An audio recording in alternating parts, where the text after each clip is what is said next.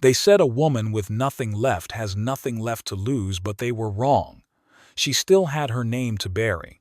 The wind came sharp off the basin that spring of 1881, carrying with it the smell of sage and something older rot, maybe, or just the memory of it.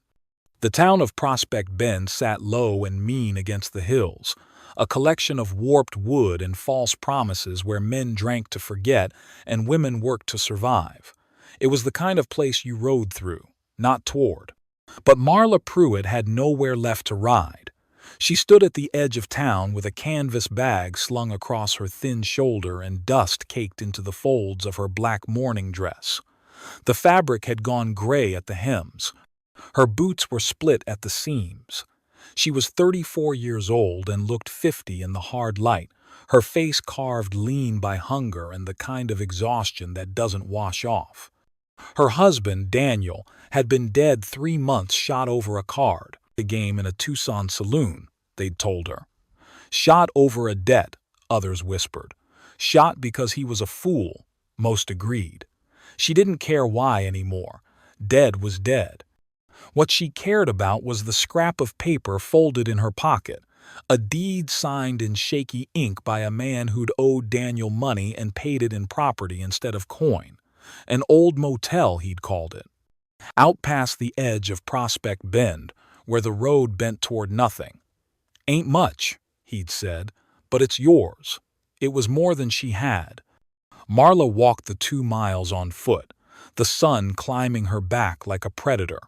Sweat ran cold beneath her dress. Her throat was dry as bone. She passed a few riders heading into town. None stopped, none spoke. A widow alone was trouble, or bad luck, or both. She'd learned that fast. The motel appeared like a mirage through the heat shimmer.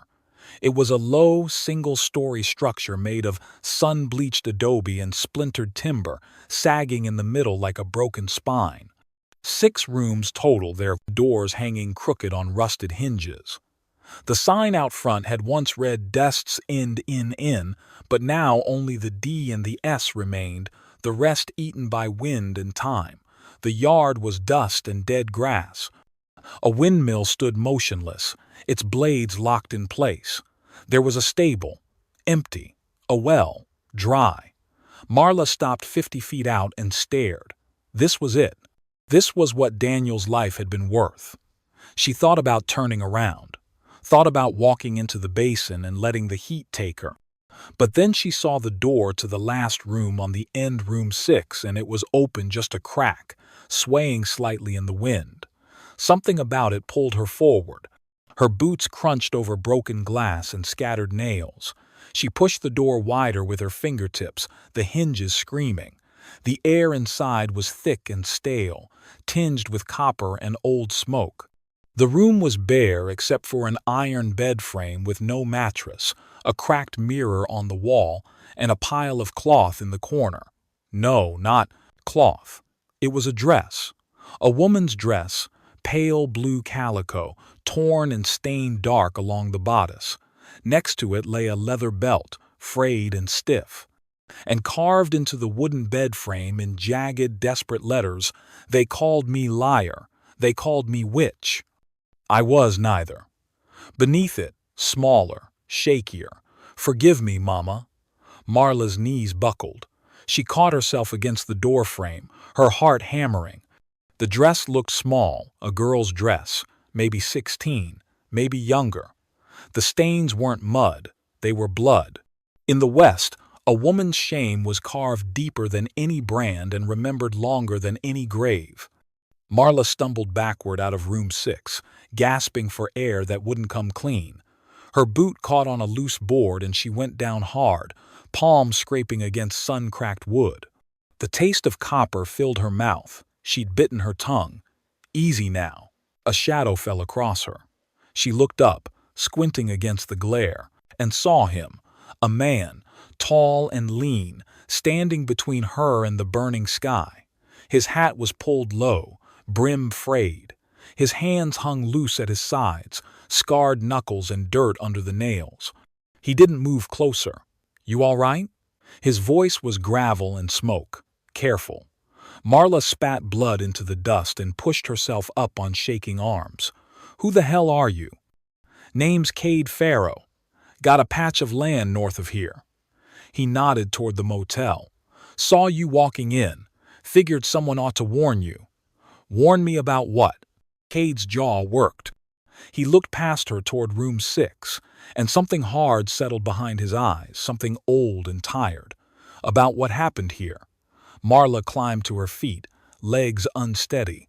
Her dress was torn at the knee now, showing pale skin beneath. She didn't care. Then talk. He was quiet a long moment, weighing his words like ammunition. Finally, girl died in that room, 3 years back. Name was Eliza Kern. She was 17. The name landed heavy between them. How'd she die? They said she was a witch.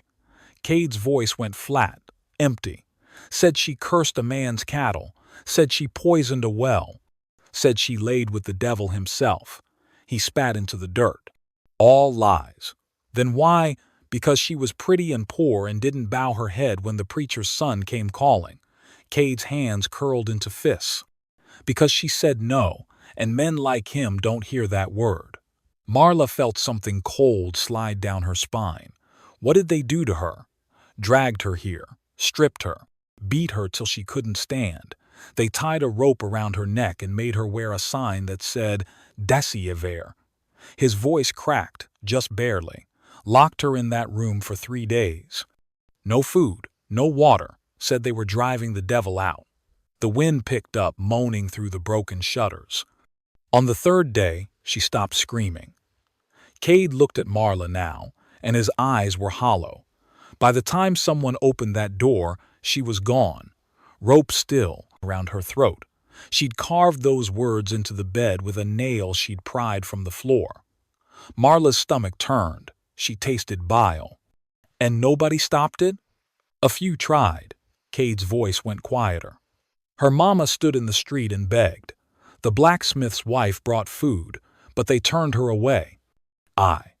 He stopped, swallowed hard. I was working a cattle drive 2 towns over. Didn't know till I got back. By then, she was buried in the hard ground past the ridge. No marker, no name. Jesus Christ. He wasn't here that day. Marla turned and looked back at room 6. The door swayed gently, a mouth opening and closing. She thought of the dress, the blood, the desperate carving. Forgive me, Mama. A girl apologizing for dying. Why are you telling me this? Her voice came out raw. Cade stepped closer, boots scuffing dust. Because folks in Prospect Bend don't talk about it. They pretend it never happened. And because. He hesitated, then pulled something from his coat pocket. A small wooden cross, crudely carved, tied with a strip of faded blue ribbon. Because I loved her, and I wasn't here to stop them. The confession hung in the air like smoke. Marla looked at this man, this stranger with grief in his hands, and recognized the shape of it. She'd carried that same weight since Daniel died. Different sin, same burden. I'm sorry, she said, and meant it. Cade nodded once, throat working. He tucked the cross back into his coat. You planning to stay? Got nowhere else? Then you should know. They'll come for you too, eventually. Widow woman, no man, no protection. They'll call you something. Find a reason. His eyes met hers, steady and sad. That's how it works here. Marla's jaw tightened. She looked at the motel, at room 6, at the ghost of a girl who died screaming into silence. Then let them come. Some debts are paid in silence. Others demand a voice louder than the men who tried to bury it. Marla spent the first night in room 1, as far from room 6 as she could get. She lay on bare floorboards with her canvas bag as a pillow, listening to the motel creak and settle around her like old bones. The wind pushed through gaps in the walls, carrying whispers that might have been memory or might have been madness. She didn't sleep. At dawn, she rose stiff and aching. Her mouth tasted like copper and dust. She walked outside and found Cade sitting on the porch step, a tin cup in his hands, steam rising thin into the cold morning air. "You stayed," she said. "Seemed like the thing to do." He held out the cup. "Coffee. Ain't much, but it's hot." She took it. The metal burned her palms. She drank anyway, letting the bitterness scald her tongue. It tasted like survival. "Thank you." Cade stood, brushing dust from his trousers. He was older in the daylight, maybe 40, maybe more. His face was a map of hard years, a scar through his left eyebrow, lines carved deep around his mouth, a nose that had been broken and set crooked. But his eyes were kind in a way that looked like it hurt him. "You mean to fix this place up?" he asked. Marla looked at the sagging roof, the broken windows, the door to room 6 still hanging open like a wound. "I don't know what I mean to do." "Fair enough." Cade walked to his horse, a gray mare tied to the windmill. He pulled a coil of rope from his saddlebag and held it up. "Found this in the stable. You want it gone?" Marla's stomach clenched. She knew without asking it was the same kind of rope they'd used on Eliza. Thick hemp, frayed at the ends, stained dark in places. A tool made into a weapon made into a monument. "Burn it," she said. They built a fire in the yard, feeding it mesquite branches and dried grass until the flames stood tall and hungry. Cade threw the rope in without ceremony. It caught fast, black smoke rising, the stink of burning fiber filling the air. Marla watched it curl and blacken and turn to ash. Something in her chest loosened, just slightly. "That's one," Cade said quietly. "One? One piece of her gone. There's more." He nodded toward room 6. "The belt, the dress, the bed frame with her words carved in. You leave those, and she stays trapped here. You understand?" Marla understood. She'd been trapped herself in Daniel's debts, in the town's whispers, in the black dress she couldn't afford to replace. Ghosts weren't just the dead. They were the stories people refused to let go. "I'll handle it," she said. But before she could move, the sound of hoofbeats rolled across the basin. 3 riders coming fast, dust plumes rising behind them. Marla's hand went instinctively to her hip, but she had no gun. Cade stepped in front of her, his body a wall. The riders pulled up hard, 20 feet out. The leader was a thick man in a black coat, his face red and sweating despite the morning cool. A silver star was pinned crooked to his chest. Sheriff, or something like it. The 2 men flanking him were younger, lean and mean, hands resting easy on their gun belts. "Cade Farrow," the sheriff said, voice loud and false friendly. "Didn't expect to see you out here. Didn't expect to be here, Bullock." The sheriff's eyes slid to Marla, and she felt them crawl over her like insects. "And who's this?" "Owner of the property," Cade said flatly. Bullock grinned, showing yellow teeth. "That so?" "Well now, ma'am, I'm afraid there's been a mistake. This land's under county review. Unpaid taxes, disputed claims. You can't just walk in and—" "I have the deed," Marla said. Her voice came out steady, harder than she felt. "Deed don't mean much if the land's got a lien on it." "There's no lien." Bullock's grin widened. "There is now." The 2 younger men laughed, low and ugly. Marla's hands curled into fists. She wanted to scream, to spit, to claw that grin off his face. But she'd learned long ago that a woman's anger was just another excuse. Cade's voice cut through, cold as winter. "You're lying, Bullock. This land's clear. I checked the records myself last month. Did you now?" The sheriff leaned forward in his saddle, leather creaking. "And why would you do that?" "Because I knew someone would try this." A long silence stretched between them, taut as a drawn bowstring. Bullock's face darkened. "You calling me a thief?" "I'm saying leave the woman alone." "Or what?" Cade didn't answer. He just stood there, shoulders loose, hands empty, waiting. And something in his stillness made the 2 younger men shift uncomfortably in their saddles. Bullock spat into the dirt. "This ain't over." Yeah, Cade said quietly. It is. The sheriff yanked his reins hard, wheeling his horse. The three riders kicked up dust as they galloped back toward town, their shapes dissolving into heat shimmer. Marla let out a breath she didn't know she'd been holding. They'll come back. Probably. Why did you do that? Cade looked at her, and for a moment she saw past the scars and the hard years to something raw underneath. Because nobody stood up for Eliza, and I won't make that mistake twice. Truth has a way of outlasting lies, especially when it's carved in a child's hand and witnessed by the silent earth. They worked through the heat of the day, Cade and Marla, pulling the motel back from the edge of collapse, one nail at a time. He brought tools from his ranch, a hammer, a saw, a box of nails salvaged from somewhere. She hauled water from the creek a half-mile south, her shoulders burning, blisters rising on her palms. By afternoon, the windmill was turning again, creaking but alive, pulling up water that ran rust-red at first, then clear. They didn't talk much. The work was language enough. When the sun dropped low and orange, Cade built another fire in the yard. Marla watched him move, efficient, practiced, a man who'd lived alone long enough to forget he was lonely.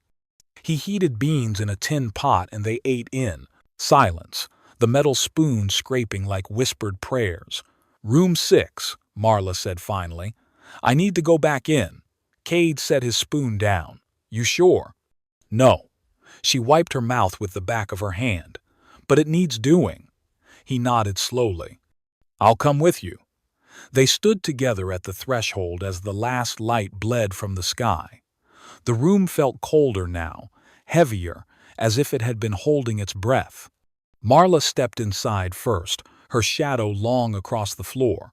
The dress was still there in the corner, the belt beside it, the bed frame with its desperate carving.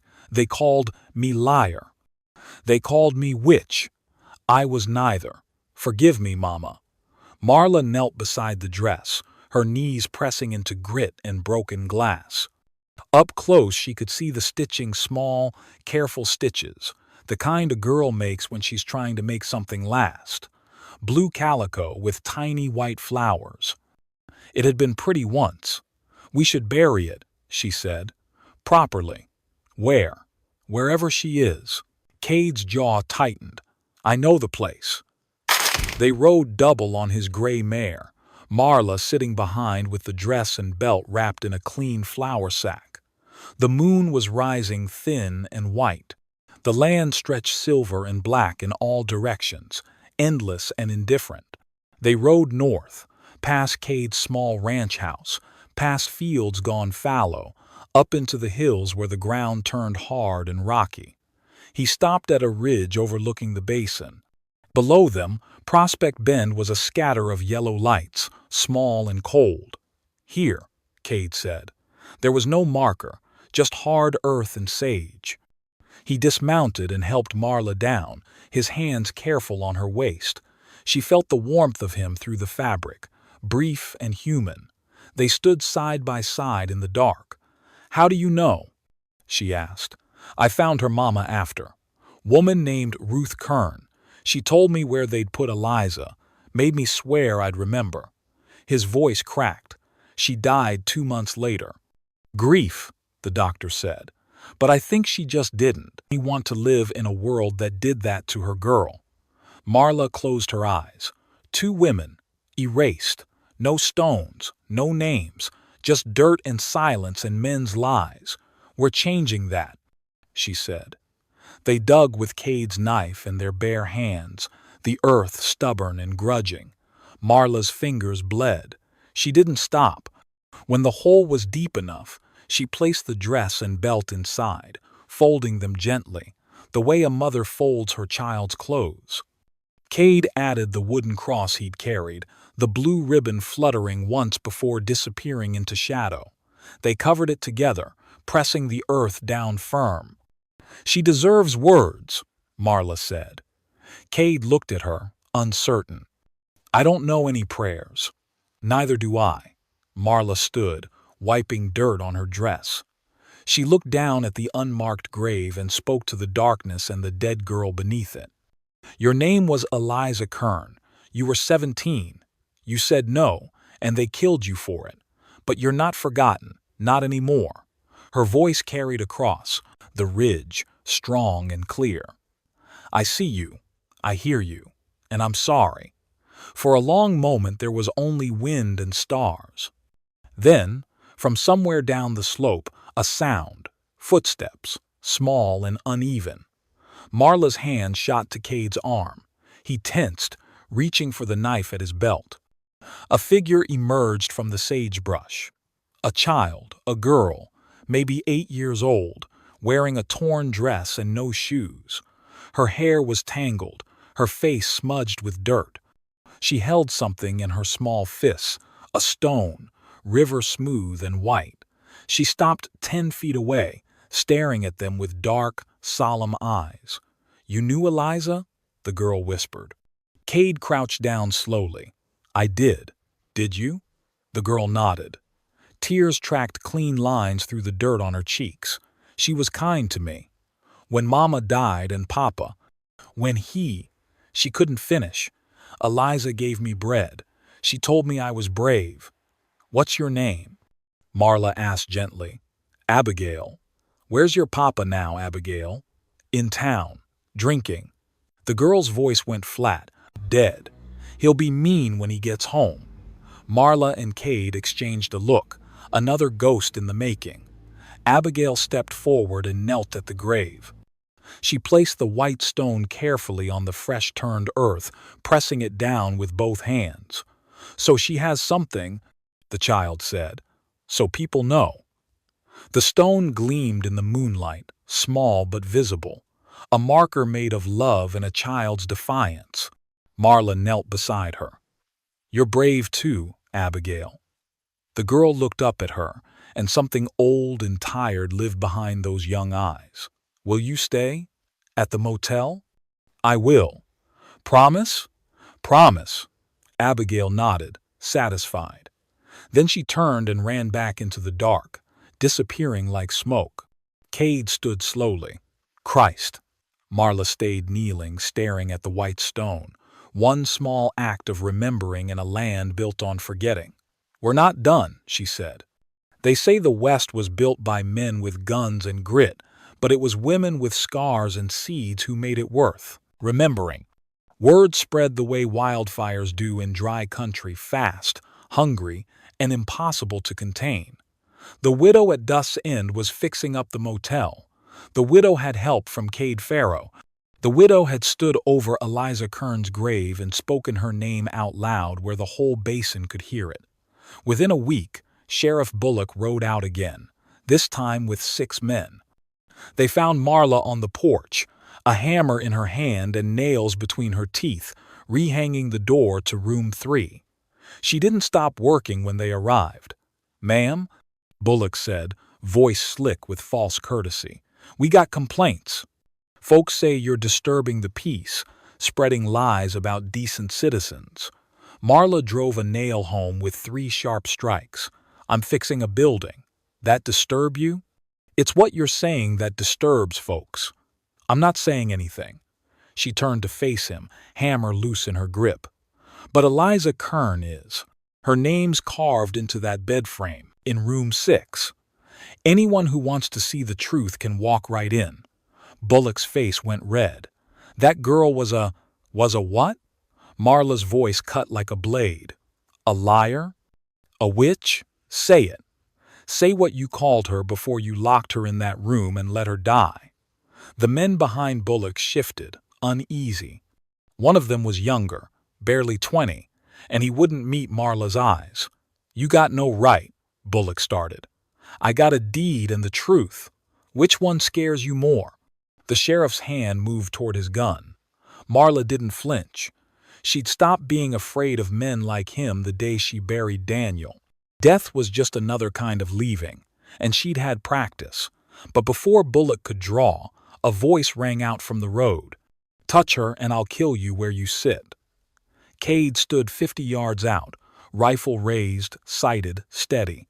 His hat was gone. His face was stone. Behind him, impossibly, were others. The blacksmith's wife on foot, carrying a basket, an old Mexican rancher on a mule, a Navajo woman with gray braids and a walking stick, and Abigail, the small girl, holding the hand of another child, and another. 7 people, then 10, then more. They came slowly, deliberately, forming a line between the sheriff and the motel. Not an army, just witnesses, people who'd stayed silent once and wouldn't again. The blacksmith's wife spoke, her voice shaking but clear. "I brought Eliza food that last day. You turned me away, Bullock. You said she was getting what she deserved." The old rancher spat. "My daughter spoke against it. You called her a troublemaker. Ran her out of town." The Navajo woman stepped forward, her eyes like flint. "My son loved Eliza. You threatened to hang him too if he said her name." One by one they testified, not to a judge but to the earth and sky, and the truth came tumbling out like stones from a broken dam. The sheriff's face went from red to white. His men looked at each other, uncertain, suddenly outnumbered not by force but by memory. "This is," Bullock tried. "Done," Cade said. "It's done. Ride away." For a long moment no one moved. Then the young man behind Bullock pulled his horse aside, breaking formation. Then another. The sheriff sat alone, surrounded by his collapsing lies. "This town's going to hell," he muttered. "It was already there," Marla said. "We're just pulling it back." Bullock yanked his reins and rode hard toward Prospect Bend, dust rising behind him like a curse. 3 months later, the motel had a new sign, Eliza's Rest, hand-painted by Marla in white letters, visible from the road. Room 6 stood open now, swept clean, the bed frame removed and buried beside Eliza's grave. In its place, a small altar with candles and wildflowers, changed weekly by visitors who came from miles around, women, mostly, but men too. People who wanted to remember, people who needed to say they were sorry. Marla stood in the garden she'd planted in the yard, dirt under her nails, sweat on her brow, tomatoes and beans and squash, tough desert plants that didn't quit easy. Cade worked beside her, building a trellis from mesquite branches. They didn't talk much. They didn't need to. Abigail lived at the motel now, in room 2. Her father had ridden off one night and not come back drunk, probably, or dead. Either way, the girl stayed. She helped in the garden, swept the rooms, slept without nightmares for the first time in her short life. Other women came too. A widow from Silver Creek, a girl accused of theft who'd only been hungry, a Navajo mother with 2 children and no husband. Marla gave them rooms. Cade brought supplies. The blacksmith's wife brought bread. The garden grew. At night, Marla sat on the porch and watched the stars, a tin cup of coffee cooling in her hands. Sometimes she could still hear the wind through room 6, but it didn't sound like screaming anymore. It sounded like breathing. Cade sat beside her, close enough that their shoulders touched. "You think she knows?" Marla asked quietly. "Eliza, you think she knows we remember?" "I think she does." He looked at the white stone visible on the ridge, catching moonlight. "I think she's free." Marla nodded. Her left wrist bore a scar now, a rope burn from hauling water those first hard weeks. She'd thought about hiding it. Then she decided it was proof not of shame but of survival. "What do we do now?" she asked. Cade smiled, rare and small. "We keep going." From inside room 2, Abigail's voice rose in a song, thin and sweet.